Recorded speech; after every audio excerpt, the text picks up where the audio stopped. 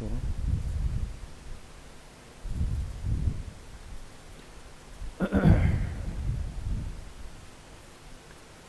أعوذ بالله من الشيطان الرجيم بسم الله الرحمن الرحيم ولقد أرسلنا موسى بآياتنا وسلطان مبين إلى فرعون وهامان وقارون فقالوا ساحر كذاب فلما جاءهم بالحق من عندنا قالوا اقتلوا أبناء الذين آمنوا معه واستحيوا نساءهم وما كيد الكافرين إلا في ضلال وقال فرعون ذروني أقتل موسى وليدع ربه إني أخاف أن يبدل دينكم أو أن يظهر في الأرض الفساد وقال موسى إني عزت بربي وربكم من كل متكبر لا يؤمن بيوم الحساب صدق اللہ العظیم۔ یہ سورہ مومن کی آیت نمبر 23 سے آیت نمبر 27 تک 5 آیتیں آپ حضرات کے سامنے تلاوت کی گئی ہے۔ گزشتہ کل کے درس میں یہ بات چل رہی تھی کہ اس دنیا میں بہت ساری جگہیں ایسی ہیں کہ جہاں سے انسان کا گزر ہوتا ہے، آنا جانا ہوتا ہے، ہم بعض دفعہ وہاں تفریح کے ارادے سے بھی جاتے ہیں، لیکن در حقیقت وہ جگہ عبرت کی جگہ ہوتی ہے۔ کتنے مقامات ایسے ہیں کہ جو اپنے اندر ایک تاریخ رکھتے ہیں کہ وہاں کوئی نہ کوئی قوم آباد تھی اور پھر ان پر اللہ پاک کا عذاب آیا، اللہ کی پکڑ آئی، وہ زمین بوس ہو گئے، تہہ خاک چلے گئے، نشان عبرت بن گئے، صفحہ ہستی سے مٹ گئے۔ اب صرف ان جگہوں کے نام باقی، اب لوگوں نے اسے آثار قدیمہ بنا دیا، تاریخی مقامات کی حیثیت دے دی گئی اس کو۔ اللہ پاک نے قرآن کریم کے اندر اس انسان کو متوجہ کیا اور حکم دیا کہ تم جتنی جگہوں سے گزرتے ہو، تمہاری تجارتی سفر ہوتے ہیں، تم اپنی آنکھوں سے دیکھتے ہو کہ کتنے مقامات ایسے ہیں جو سابقہ امتوں کے کھنڈرات ہیں۔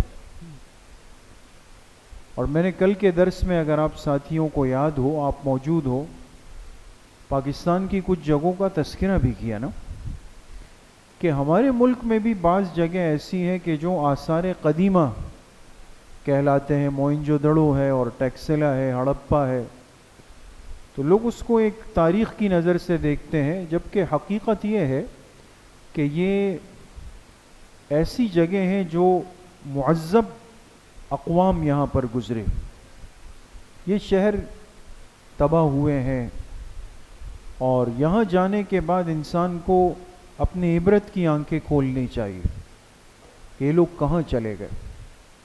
اللہ کی طاقت بہت بڑی ہے۔ تو ایسی جگہوں کو، ایسے مقامات کو دیکھنے کے بعد بھی اگر ایک بندے کو سمجھ نہیں آئے اور وہ اللہ کی نافرمانی سے باز نہیں آتا، تو یہ گویا کہ اللہ کے عذاب کو خود دعوت دے رہا ہے، اللہ کے سامنے جری بننا چاہتا ہے، اور ایسے لوگوں پر اللہ کی پکڑ بڑی سخت ہوتی ہے۔ اس کی ایک مثال، اس کا ایک نمونہ اللہ نے آج کی آیات میں ذکر کیا تاکہ اس امت کو سمجھ آ جائے۔ ان آیات کا ترجمہ ہے وَلَقَدْ أَرْسَلْنَا مُوسَى بِآيَاتِنَا وَسُلْطَانٍ مُبِينٍ، اور یقیناً ہم نے بھیجا موسیٰ علیہ السلام کو اپنے واضح معجزات دے کر اور کھلا غلبہ دے کر۔ کہاں بھیجا؟ اِلَى فِرْعَوْنَ وَهَامَانَ وَقَارُونَ، فرعون کی طرف اور حامان کی طرف اور قارون کی طرف۔ یہ تینوں جو نام ہیں، ہر مسلمان جانتا ہے کہ یہ تینوں اللہ کے نافرمان بندے گزرے نا۔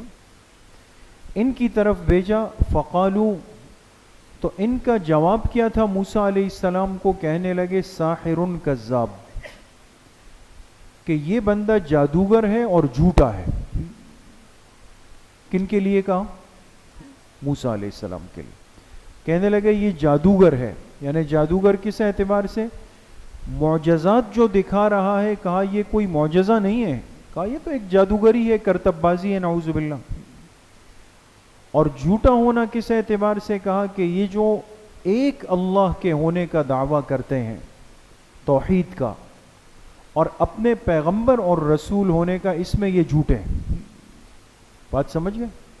تو جادوگر کہا باعتبار معجزات کے، اور کذاب کہا باعتبار دعوی توحید و نبوت کے، کہا اس میں جھوٹا ہے۔ فلما جاءہم الحق من عندنا، پھر جب ان سب کے پاس حق پہنچ گیا ہماری طرف سے، قالو، تو کہنے لگے، اقتلوا ابناء الذین آمنوا معہ، قتل کر ڈالو ان لوگوں کی نرینہ اولاد کو، بیٹوں کو، جو اس شخص پر ایمان لائیں، یعنی موسیٰ علیہ السلام پر ایمان لانے والوں کی نرینہ اولاد۔ نرینہ سمجھتے ہیں نا؟ مذکر، میلز، جو لڑکے ہیں ان کو قتل کر ڈالو۔ واستحیوا نساءہم، اور جو ان کی بچیاں ہیں ان کو زندہ رکھو، تاکہ نسل بڑھے نہیں، نسل کشی ہو جائے۔ وما کید الکافرین الا فی ضلال، اللہ تعالیٰ فرماتے ہیں ان کافروں کی یہ تدبیر محض بیکار تھی، ہمارے سامنے اس کی کوئی حیثیت نہیں تھی۔ وقال فرعون، دوسری تدبیر فرعون نے کیا کی؟ فرعون کہنے لگا ذرونی، کہا مجھے ذرا چھوڑو، اقتل موسیٰ، میں اس موسیٰ کو خود قتل کرتا ہوں، ولیدع ربہ، اور اس کو چاہیے کہ پھر اپنے رب کو پکارے مدد کے لیے۔ انی اخاف ان یبدل دینکم، اس لیے کہ مجھے بڑا اندیشہ ہے کہ یہ تمہارے دین کو بگاڑ دے گا۔ یہ فرعون کہہ رہا ہے۔ کون کہہ رہا ہے دوستو؟ یہ فرعون کہہ رہا ہے اپنی قوم سے کہ میں موسیٰ علیہ السلام کو اس لیے قتل کرنا ضروری سمجھتا ہوں کہ اگر ہم نے اس کو زندہ رکھا تو یہ تمہارا دین بگاڑ دے گا۔ او ان یظہر فی الارض الفساد، یا پھر نقصان یہ ہوگا کہ تمہاری اس زمین ملک مصر میں فساد پھیلا دے گا، یعنی یا تو تمہارا مذہبی نقصان کرے گا یا ملکی نقصان کرے گا۔ یہ فرعون کی تدبیر ہے۔ وقال موسیٰ، موسیٰ علیہ السلام نے جواب میں کیا کیا؟ کیا کہا؟ موسیٰ علیہ السلام کہنے لگے انی عصت بربی وربکم، میں پناہ میں آتا ہوں اپنے اور تم سب کے رب کی، اللہ کے پناہ میں آتا ہوں، من کل متکبر، ہر ایسے سرکش سے، لا یؤمن بیوم الحساب، جو آخرت کے دن پر، حساب کتاب کے دن پر ایمان نہیں رکھتا۔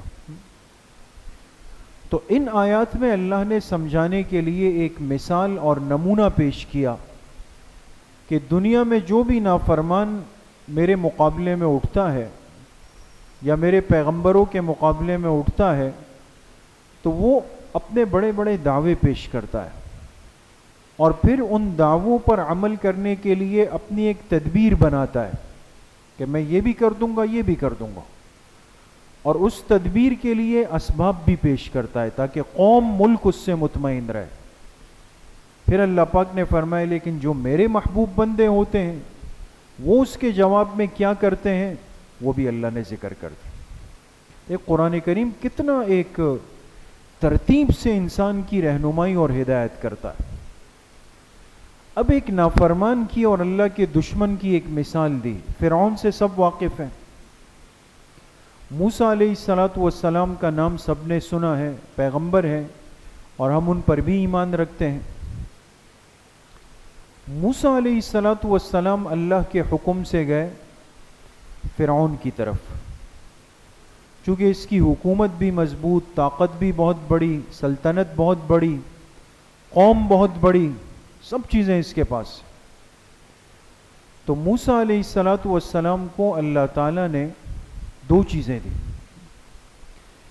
ایک کو اللہ نے فرمایا بیااتنا، یعنی معجزات، معجزات وہ چیزیں ہوتی ہیں جو خلاف عادت ہوتی ہے، اور اس کا مقصد سامنے والے کو اس بات کا یقین دلانا ہوتا ہے کہ اگر میں اللہ کا سچا پیغمبر نہیں ہوتا تو پھر میرے ہاتھ سے ایسی چیزیں کیوں صادر ہو رہی ہے جو عام طور پہ نہیں ہو سکتی۔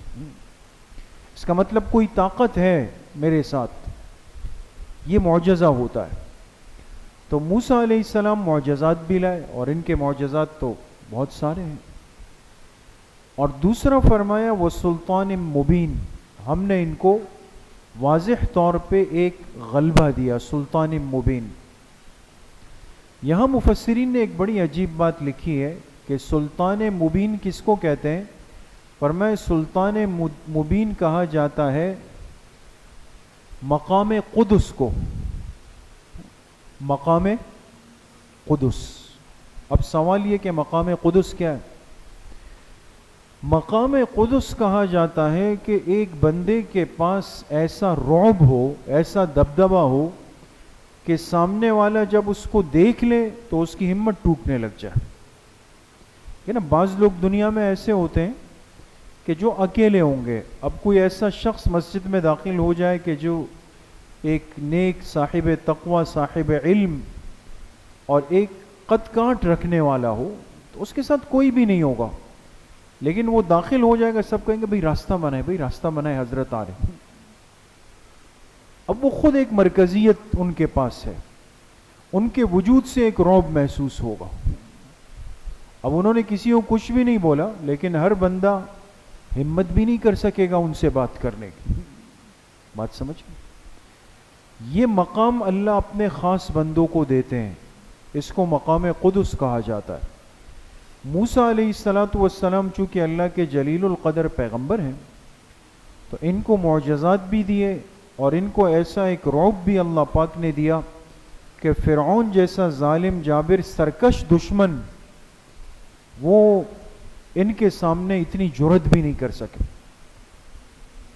موسیٰ علیہ السلام آئے، اب جب انہوں نے دیکھا کہ ان کے پاس معجزات بھی ہیں، اب لوگ دیکھیں گے تو وہ تو کہیں گے کہ بھئی واقعی کچھ تو ہے۔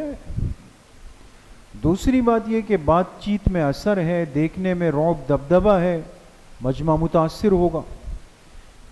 تو ظالم بادشاہوں کو ہمیشہ اس بات کی فکر ہوتی ہے کہ ہم سے ہماری سلطنت، حکومت، کرسی نہ چلی جائے، پھر کیا کریں گے؟ لہذا اس کو بچانے کے لیے، اس کو طول دینے کے لیے کچھ تو کرنا ہے۔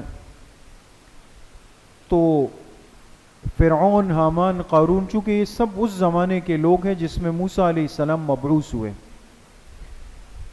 تو اب لوگوں کو مطمئن کرنے کے لیے انہوں نے دو باتیں کی۔ کتنی باتیں؟ دو باتیں۔ پہلی بات یہ کی کہ لوگوں سے کہا کہ جو تم جو دیکھ رہے ہو نا کہ کبھی لاٹھی سے سانپ بن رہا ہے، بغل میں ہاتھ دباتے ہیں تو اس سے ہاتھ چمکدار ہو جاتا ہے، یہ جو ساری چیزیں ہیں نا، یہ تو جادوگری ہو رہی ہے، اور جادو تو کوئی بھی کر لے، جس کو جادو کا فن آتا ہو وہ جادوگر بن جاتا ہے، تو اس شخص میں کون سی ایسی تعجب کی بات ہے کہ ہم اس کو قبول کر لیں؟ بات سمجھ گئے دوستوں؟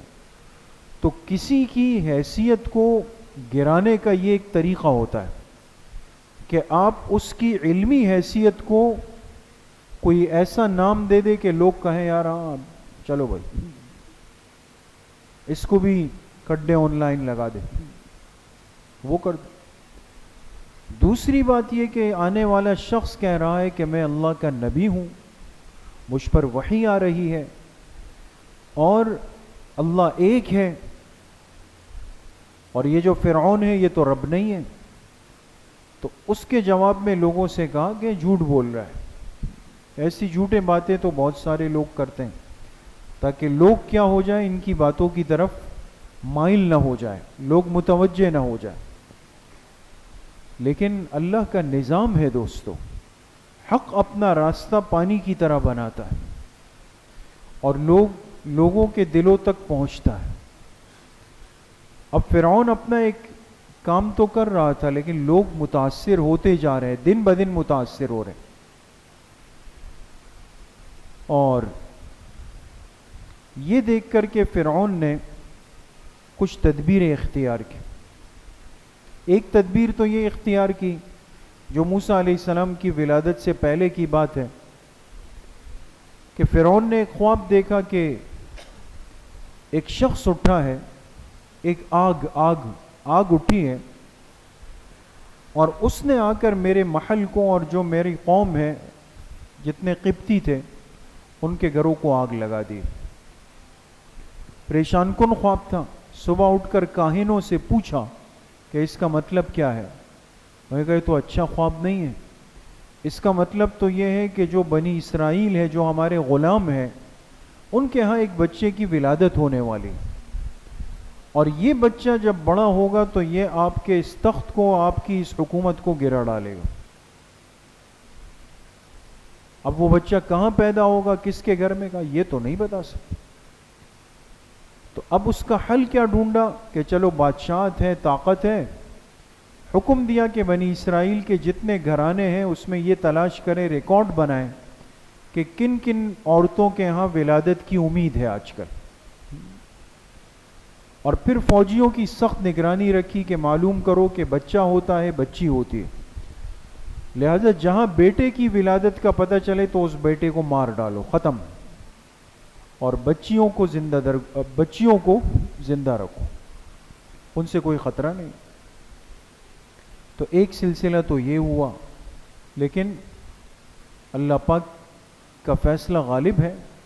موسیٰ علیہ السلام پیدا بھی ہوئے, بڑے بھی ہوئے, سب کچھ ہوا. وہ ایک الگ قرآن کریم کے کئی مقامات پر وہ موضوع آ چکا ہے.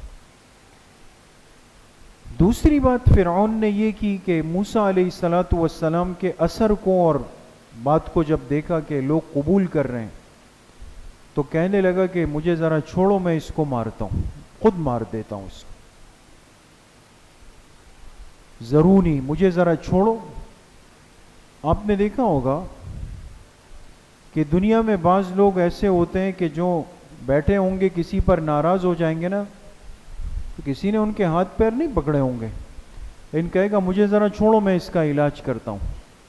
تو حالانکہ اس سے کہا جائے کہ جی آپ کو پکڑا کس نے تھا کہ آپ علاج کریں, شروع ہو جائے.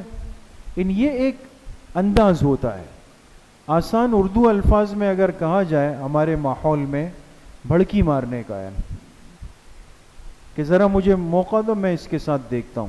تو فرعون نے یہ کوشش کی کہ لوگوں پہ میرا ایک رعب رہے, تو کہا مجھے چھوڑو ذرا, میں موسیٰ علیہ السلام کو قتل کر ڈالتا ہوں, اور پھر اس کو چاہیے کہ یہ اپنے رب کو پکارے, اپنے رب سے یہ مدد مانگے.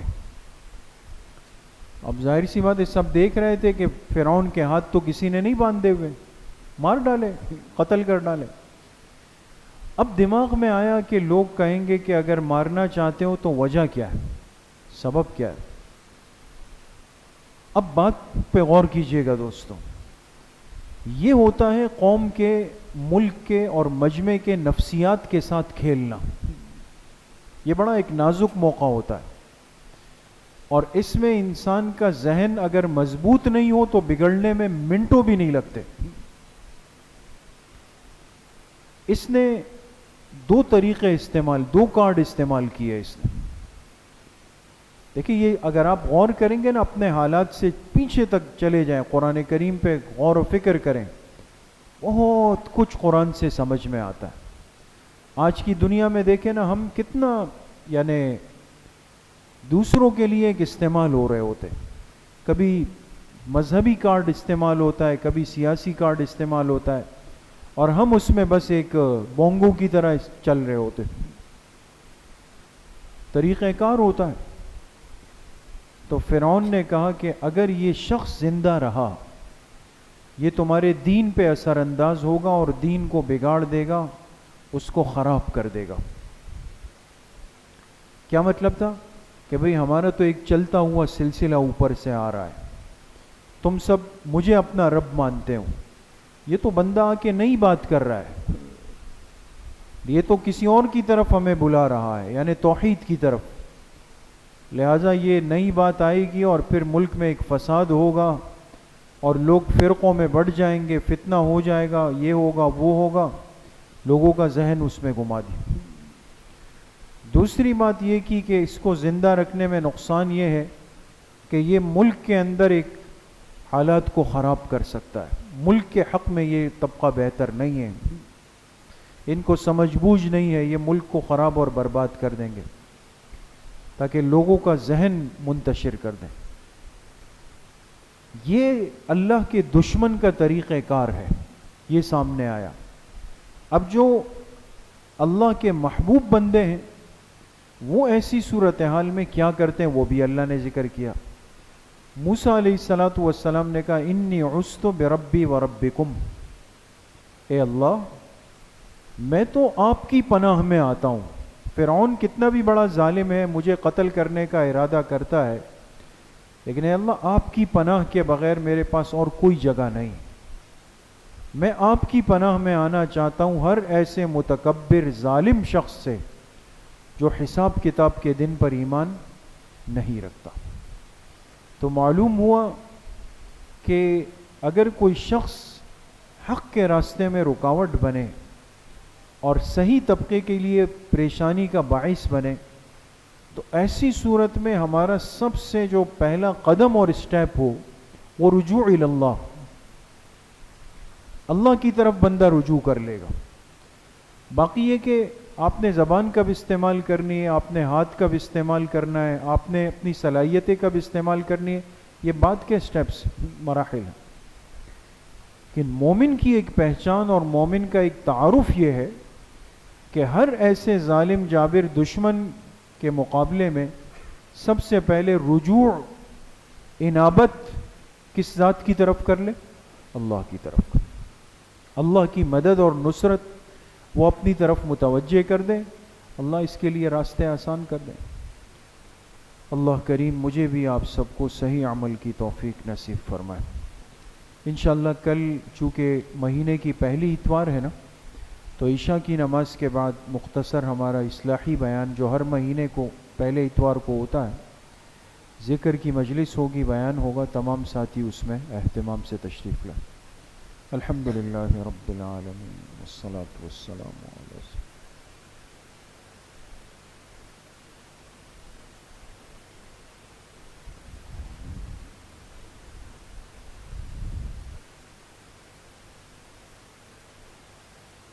وصلی اللہ وسلم علی نبینا محمد وآلہ واصحابہ اجمعین.